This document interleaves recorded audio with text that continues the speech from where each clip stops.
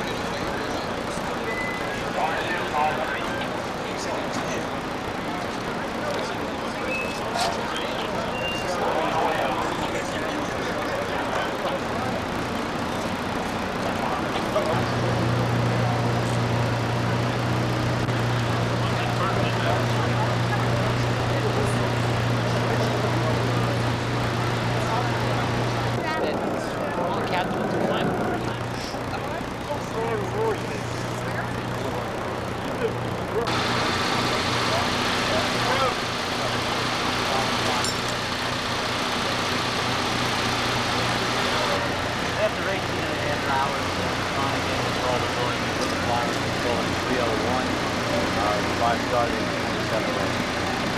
We were able to keep the fire protected to the building between the 27th and 29th floor. We also kept it spreading to the Mellon building on the east.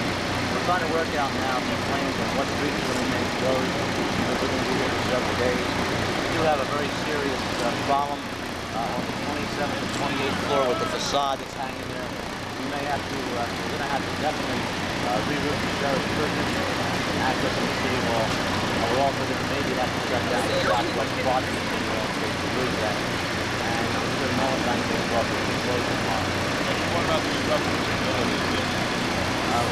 We feel pretty confident at this point that the interior and the exterior of the building is growing, except for the one area where I pointed out on the 26th and 22nd floor. There's two pieces of wall facade there that are hanging precariously.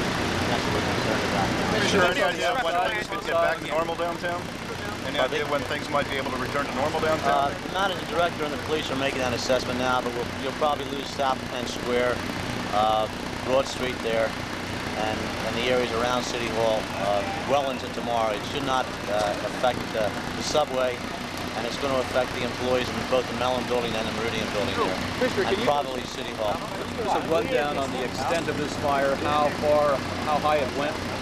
The fire started on the 22nd floor, and it went up to the 30th floor, but it was confined on the 30th floor with activation of the sprinkler system, which was only on the 30th, 31st, and 34th. Commissioner, you've been fighting the building as much as you've been fighting the fire through the course of this. Can you tell us what problems you've had with the design of this building? Well, it really wasn't the building. It was the fire protection system was designed in there, and also the power system to the building that failed. The backup to that failed, and also the redundancy in that system failed. So we lost that. We lost the elevators. We lost the lighting. We lost all power. We lost the fire pumps that are in the building very early on in the fire. What is the damage to the building, and what is the danger of collapse and that sort of thing right now? I just said we don't expect any interior collapse at this point. We do have a problem with part of the exterior facade, the north side of the building, which will probably require shutting down the southwest part of City Hall and keeping South Penn Square closed. We're going to be here for several days yet. What we're going to do, instead of putting hose teams up there now to cool down some of the areas from the 25th to the 28th, to the 30th rather, we're concerned that the cold water on the hot steel up there will cause further contraction and expansion and then give us a collapse. We're going to let the building cool down normally and probably go up there for final extinguishment sometime tomorrow. Will it have to be demolished? That's something the engineers are working on right now. What percentage of the department is committed? Pardon me? What percentage of the department is committed? During the height of the fire, we had 75% of the department committed and had called back off to the members. Now we're down to about 150 people here. Breaking that down. How many people did you have at the highest? What problems you had with the fire overnight? Water pressure, electrical systems. Are these the kinds of things that should have been detected in the inspection or not? That's very difficult to say, and that's one thing that the task force is putting together to conduct this investigation is going to look at. But it's very unusual to have a failure of all those systems plus the backup systems at the same time.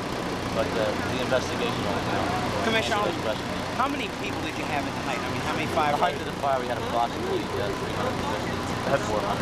Have Let you me gotten ask you any about more the information on how the three deceased managed to get above the fire? Has that been cleared up at all? Any of that confusion? We're still doing some debriefing of the sector commanders to find out who had that sector and what their mission was there. It could have been they might have been given the mission to get to the roof and open the roof scuttles, but that's just speculation at this point. We're trying to figure that out. Commissioner, one of the firefighters, Captain David Holcomb, worked under you when you were fire marshal. I mean, how are you feeling right now losing one that's apparently your friend and just firefighters? Well, all 2,444 of our people are very personal. I take the three that equally as hard. David was a special person. We worked together, but that shouldn't lessen the impact of the firefighters who died. Could the firefighters have been saved if there were sprinklers here in the building? If the building was fully sprinklered and operated, we wouldn't have had to save the firefighters. We would have had a very small fire confined in a small part of the 22nd floor, and then we would have had the final extinguishment. But a complete sprinkler system there would have prevented all this. Are you surprised that buildings like this don't have more sprinklers? I mean, they can be adapted for sprinklers. It's a high-rise building in a major part of town. I'm not surprised because the building was built before the high-rise code, and they had that option. some people think it's something. Do we know where the fire Describe started, rescue which efforts, office, try to save and how it environment started? that were missing? I understand helicopters were brought in and that kind of thing. We had rescue teams that went up from the interior of the building. We also put 2 roof teams down to try to get, also they were on the roof to do 2 things. Number one, to get the hatchways and the doors and the towers open, and then go down through the interior of the building to make a search. The last position we had for a secondary, then we started down. They were not on the 30th. They had the wrong floor. They were on the 20th. Do we know where the fire started, which office, and how? What's the origin of the fire? No, on the 22nd floor, but the investigation is going very preliminary. I can't say exactly. Had there been any construction? The origin of the suspicious? That's all. I don't have that. It appears this What's thing the is composition of the strike force you guys got? Well, it had to be burning for a while because when we got, as soon as the first people got here, we lost all the systems in the building, the electrical system, the elevators, the backup, and that's unusual. If you're going to lose it, you only don't lose it that early in the fire. How do you account for that? I mean, aren't there automatic? Well, that's one of the big questions we have as the investigation. Who's on your investigation team, Commissioner? What's the composition of the team? Pardon me? The investigation team. Who's on it? Well, it'll be the fire marshal's office, members of the police homicide division, some people from my office, my executive officer, and we'll probably, depending on what we determine later in the day, we'll probably have the Bureau of Alcohol, Taxes, and Tobacco and Firearms here. They have several special teams, and they specialize in some of this work, so we want to make sure that it's thorough. It's a multi-agency investigation. Is this the most difficult fire you've ever had to fight in your years as a firefighter as commissioner? In a building, several refinery fires are more difficult, but never one in a building. It's the most serious high-rise fire we ever had.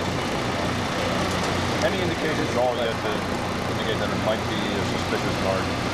No, like I say, it's very preliminary. It's so hot up there, we can't get people up there to even take a look in the area where we think it started. So that probably won't be forthcoming for several days. You going to tell the mayor anything about legislation to keep something like this from happening? We're certainly going to talk about it.